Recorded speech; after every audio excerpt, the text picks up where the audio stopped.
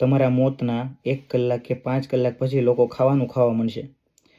5 દિવસ 15 દિવસ પછી તમારા દોસ્તારો, તમારા સ્નેહીજનો, તમારા કુટુંબજનો જવા મળશે, પોતપોતાનું કામ કરવા મળશે, રેગ્યુલર કામ કરવા મળશે. તમારી જે ઘણી નજીકની વસ્તુ હોય જે હવે એ કામમાં કે ઉપયોગી ન આવવાની હોય એને ફેંકવાનું ચાલુ થઈ જશે અથવા કોકને આપવા લાગશે. તમારી વસ્તુઓ વેચાવા લાગશે. તમે એ લોકોનું વિચારો છો કે લોકો શું કહેશે, સમાજ શું કહેશે? મેં 17 વખત કીધેલું છે અને હું મારા નજીકના લોકોને પણ કહેતો રહું છું કે આપણે જોઈને તો સમાજ છે. એટલે તમે બહુ સમાજ ન કરો.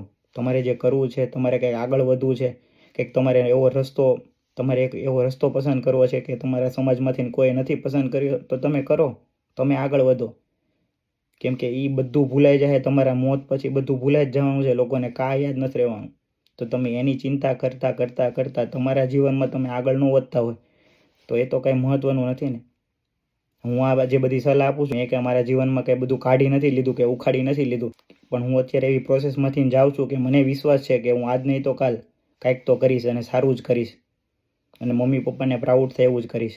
જો તમે એવું કરવા માગતા હોય તો અત્યારે તે ચાલુ કરી દો ભાઈ. સમાજ શું કહેશે, ગામ શું કહેશે એની ચિંતા ન કરો.